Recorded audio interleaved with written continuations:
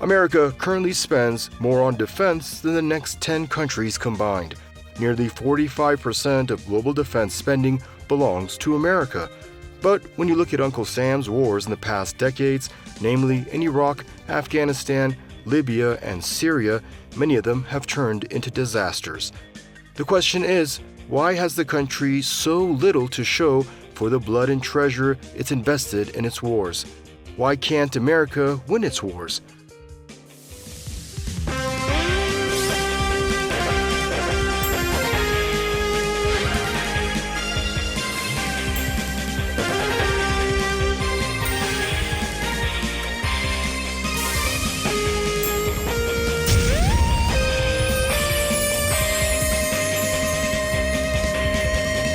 The woes of the American military. A closer look at the fabric of America's military institution will reveal the answer. The institution has been infested with chronic problems like rising neo-Nazism and far-right ideology, rampant rape cases, and recruiting crisis. A rather shocking report shows that a former U.S. soldier got 45 years in prison for helping a neo-Nazi group plot to kill troops. Other reports show that neo-Nazi, Satanism, and far-right ideologies have increased in the U.S. military. The far-right extremism has also been on the rise in the general public. Now the question is this just a reflection of the general tendency, or the case in the military institution could be worse? It's a complex question. Satanism is very different from neo-Nazism. It has been reported on and speculated and rumored that many of the United States elite, very wealthy people, including politicians, are Satanists. They have reportedly made trips to Jeffrey Epstein's island off the Atlantic coast where satanic rituals take place. There hasn't been any real proof of this as of now. In terms of neo-Nazism, there are over 500 designated groups by the Federal Bureau of Investigation, the FBI. These are radical, far right-wing people, and they are all heavily armed.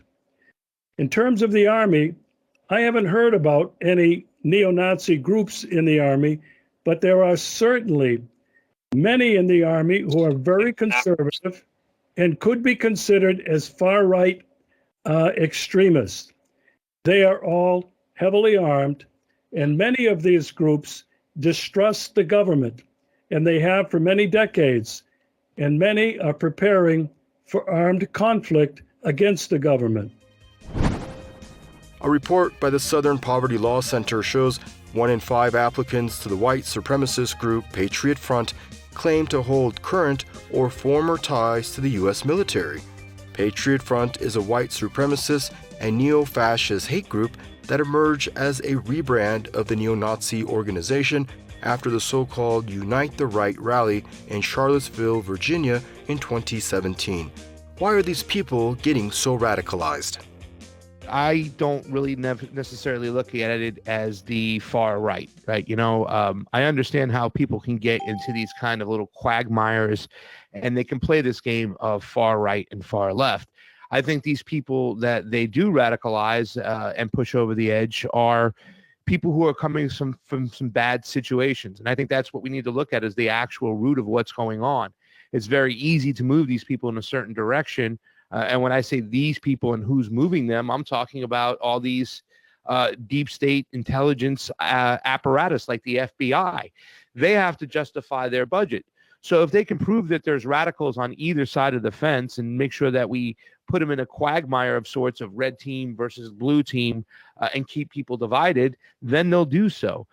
But I've always said this before, and I'll say it again. It's because of the conditions these gentlemen are coming out of. All forms of the existing bigotry are hyperinflated at times of economic distress. So these people are they're suffering, they're lost. The home in America has been broken down. So it's very easy to radicalize these people. In March 2021, the Pentagon released a report that cited domestic extremist groups posing an increasing threat to the military by attempting to recruit service members and, in certain situations, join the military to gain combat experience. What are the reasons for the shift towards far-right extremism in both public and military cases? As I mentioned above, I think primarily it's a lack of trust in the government. Many people are realizing that the government has lied to them and the government does not represent their interest. And this is the same in the military command structure. You don't get to the top of the command by being controversial. These generals and higher officers get there because they do the bidding of the politicians and the people in the White House. And I believe this is the source of this shift to the right, and in many cases, far-right extremism. The extremism has not just shifted to the right. There are now many people who say the far-left ideology is just as bad. In both instances, reasons can be given to tip the scale in one direction or the other. And now the $64,000 question is, why are these extremists ending up serving in the Army? Well, I think it's just society as a whole. And once again, I don't think it's a shift to the far right or far left. They're doing it on both sides of the fence. We're getting pushed here from the puppet masters behind the scene.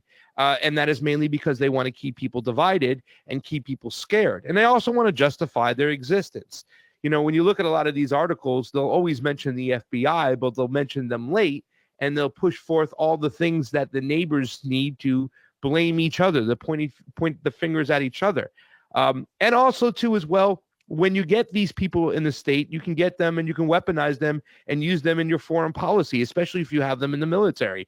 We know for many years that the United States military has always, and the intelligence agencies, has always funded the most radical groups. It's said that in the Ukraine, for instance, that we knew, and that is the CIA and the American empire, we knew that the Ukrainian military wouldn't fire on their own people in the Donbass. So what did we do? We found the most craziest radical group in the Azov battalion because we knew they would do the deed. So it's being able to get using people as a weapon, but as the ultimate weapon. And so when you get the most radicalized of people, you can get them to do basically anything, Ali. The Pentagon has also reported that the U.S. military experienced its highest recorded level of sexual assault among women. The report shows that reports of sexual assault increased by roughly 13% in 2021 compared with the previous year. A staggering 8.4% of active duty women are estimated to have experienced some form of unwanted sexual contact. It's fairly well known, if one travels to outside of the country to any of the 800 United States military bases in more than 90 countries, that around every single base there are incidents of rape, murder, and other violent crimes, including robbery and burglary. This is not something new. This has been going on for decades and decades. And what has the military done? I think basically nothing to curb this problem. They cover it up. They don't allow the people who have committed these atrocities to go on trial in those countries where they are serving, and they either stay there or they return to the United States. So it's a very, very huge problem within the military, but it's a huge problem with the respect that the United States is losing and has lost in these countries where these 800 bases basically are occupying forces. Such sexual assaults in the military have been reported for many years. The staggering numbers have forced lawmakers to pass laws that'll prosecute cases of rape and sexual assault out of the hands of the military commanders. Still, the Pentagon report says that only 39% of women in the military said they trusted the system to treat them with dignity and respect after such an incident. I do agree that it's somewhat damaging, but I don't think it really bothers the heads at the top. Once again, this is a problem with society. We have a broken society. Our young men and women are drugged up. They're thrust upon with all these different substances. Their house is broken. And at the end of the day, I know that the military, since it's an all voluntarily military, that they just want to make sure that they're going to get some killers. So they're going to have to take on some of the worst, and they're just going to weed out the bad ones. And when I say bad for them, those are the ones who can't pick up a gun and go kill somebody for them, or who cause too much problems within their own groups in the military. But they'll just weed them out and get the ones that will do the jobs for them. Sexual assault erodes the trust and cohesion in the military. The data shows 6 out of 10 women in the Army did not express trust in the military to ensure their safety after an incident. In general, do you think the hierarchy or the top brass in the U.S. military really cares about such damaging reports? No. At the end of the day, the top brass of the military do not care that there are these damaging reports, because you know why? It's never going to reflect on themselves. It's never going to reflect on the military. It's only going to reflect on the individual. And they have ways of putting it on the individual and stepping out and giving themselves no accountability whatsoever. That's what they've been doing for quite some time. What do they want? They want soldiers who can kill, right? And it is a voluntary military. So therefore, they do have to weed out these people. But at the end of the day, all they really do care about is if they can get that person to go and do what's necessary for them. And they've glorified every single step of the way the killing in which needs to be done by demonizing the enemy. The people from Iran are the enemy. The people from Russia are the enemy. The people from China are the enemy. Our society doesn't travel enough to these countries or open up our cultures. All we are is taught in school to hate somebody that we don't know and that we've never met. So I don't think the top brass of the military does care. They have all these mechanisms within their treasure chest in which they can manipulate their soldiers to go and kill in the name of U.S. empire.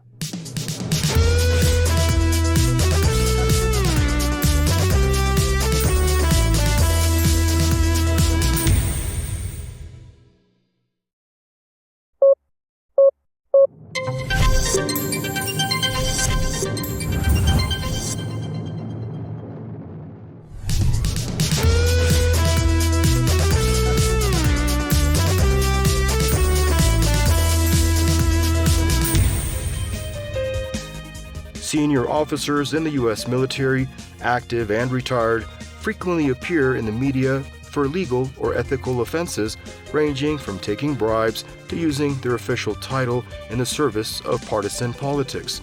The reputation of the armed forces is being put at risk by the bad behavior of numerous senior officers in matters political, occupational, and financial. Now, in terms of the high command, as I mentioned before, you don't get to the top without doing the bidding of the President of the United States and the foreign policy elites. You just don't get there. So basically, they are yes men and yes women. And it does seem that they don't really care. They're concerned more with preserving the reputation and sugarcoating things or sweeping them under the carpet. Reports also show that the U.S. Army, over the past year, again increased the number of its recruits who have prior criminal records by granting them special exceptions. So why recruit criminals? We have an all-volunteer military, and that's going to cause some problems because, quite frankly, I think the military and the United States foreign policy has caught up to the people, and they're starting to realize that, hey, man, I've been told to go hate this guy who looks different than me. I've been told to go hate this country that is not like me, that this country, they're causing the problems. Well, I think that's caught up to the people, and they realize, hey, maybe it's not the immigrant that they're saying or the foreigner that they're saying is the problem. Maybe it's the military itself. And when that happens, you're going to have less people joining, less people being recruited that they can get involved. So what do? You have to go to people who have no choices. And a lot of times that's people who are going to jail. They did this during the Ronald Reagan era, where Ronald Reagan sent so many people. He told them, you can go to jail for 6 years or you can go to the military for 4 years. Make a choice. And they took the choice of joining the military. So now you're not going to get the best of the best. You're going to get people who have no choices, who are looking for a way out. So they're going to just jump on in and go fight in the military. And that's where they're at right now, because they are losing legitimate recruiting tools because their foreign policy is so screwed up. The military routinely grants waivers to recruits with past criminal behavior, medical problems, or low aptitude scores that would otherwise disqualify them from service. The Army has been struggling to increase the size of its force amid its increasingly unpopular campaigns in West Asia. First off, the military and all of the branches are desperate to fulfill their recruiting quotas. And this has been the case for several years. They're desperate to not be able to replace the troops as they once were.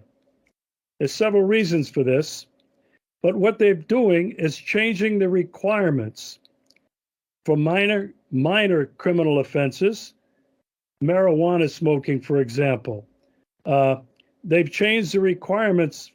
I mentioned just previously about gays, transgenders, obese people, and people without at least a high school degree. These were all very, very strict requirements in previous years, and now they've been laxed. They've been reduced. This has had a detrimental effect on the troops. The Army missed its recruitment goal for fiscal 2022 by 25%, or 15,000 soldiers.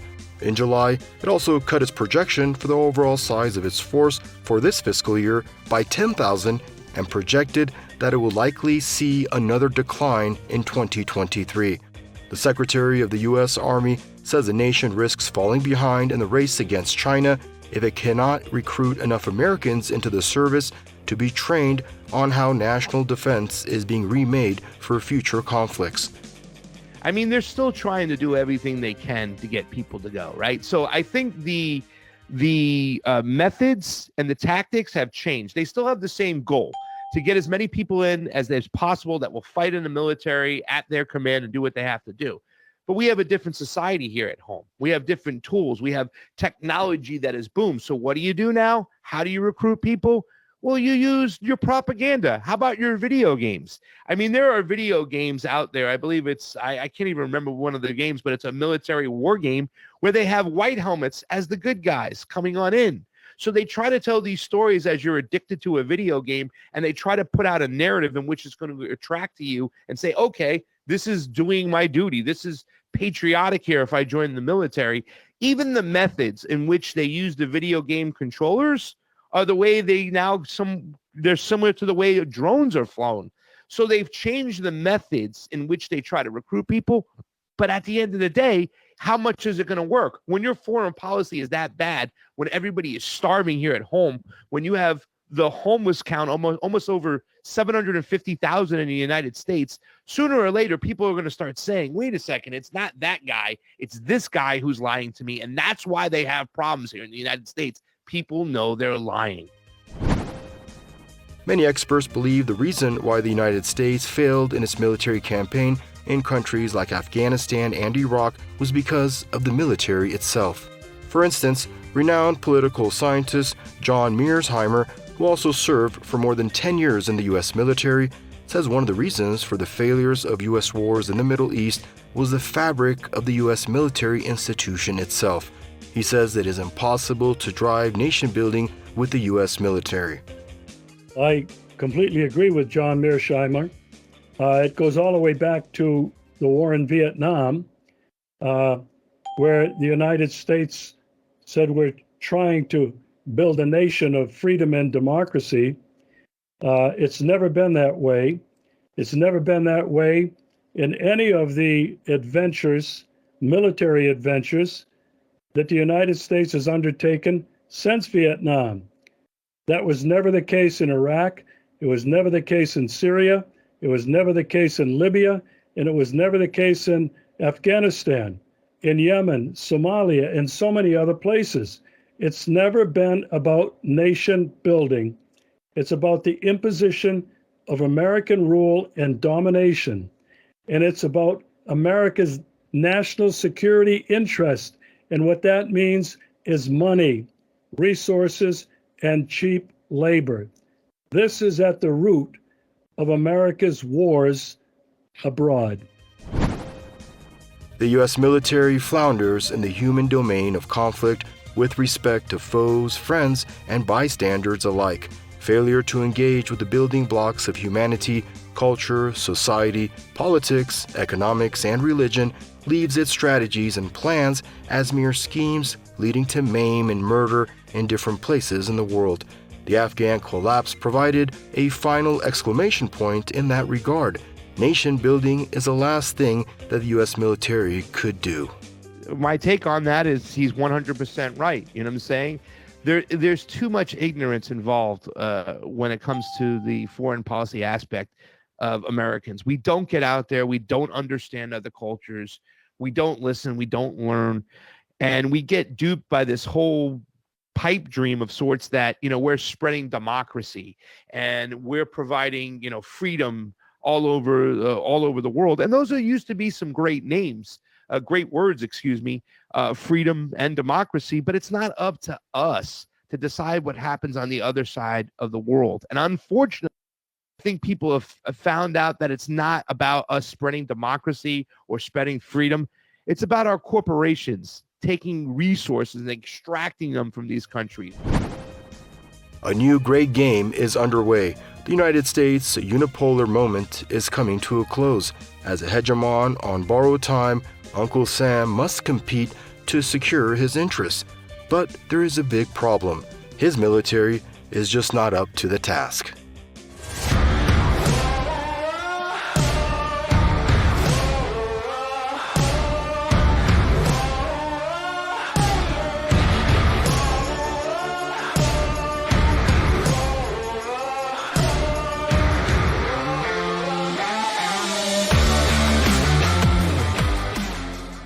The American military is one of the biggest militaries in the world, and it is also the most destructive force in the world. America's military has no moral, political, or historical right to even exist, as America itself is an illegal settler colony. This makes the U.S. military's existence a crime against humanity, and all the wars it's waged from Vietnam to Iraq to Libya to Afghanistan have all been crimes against the human race. But how did the American military get to how it is, and how is the military still maintained? To start, the American military, it was founded on June 14, 1775. And the slave-holding George Washington, he was the first commander of the Continental Army. The first war was the so-called American Revolution, which was America's attempt to break free from the British Empire and have a complete monopoly over American capitalism and thus slavery. From that day on, the military was founded to protect the interests of the settler colony of America and thus expand the so-called American Empire. In April of 1846, the U.S. military fought the Mexican-American War, in which the USA was seeking to steal Texas out of the hands of the control of Mexico. And this is what the American military is about. It's about land theft. The U.S. military has also been used historically to steal land from indigenous people and to enact genocide against indigenous peoples. This shows us how the foundation of the U.S. military is about protecting the capitalist interests of the settler colony, as well as advancing them through theft of land, and thus the resources that the land holds. And if we know anything about history, the formation of the military was about the exploitation and enslavement and genocide of African people. And to this very day, the U.S. military is deeply connected to the prison industrial complex. And the prison industrial complex is just the evolution of chattel slavery, which America was founded on. America built its entire economy off of slavery, which then allowed for major investments into America's so-called armed forces. The same type of relationship still exists today, as prison labor, aka slave labor, is used to outfit and arm the U.S. military. It's been reported that those incarcerated are forced to make jackets, uniforms, helmets, shoes, and even flak vests for the U.S. military, as well as body armor. Not only that, but inmates are also building parts for Patriot missile systems as well as other weapons of mass destruction. And the people making these parts are making as little as 23 cents per hour. This again shows how the exploitation of black people in America, the enslavement of black people in America, then fuels the expansion of the US military. And how sick is this? That literally the enslavement of black people here in America is at the foundation of the US empire's expansion, which then leads the empire to bomb black and brown people all across the world. And ultimately, if we believe in humanity, we must stop American imperialism and its crimes against humanity. We all have the right to be free from American imperialism. This is Power to the People.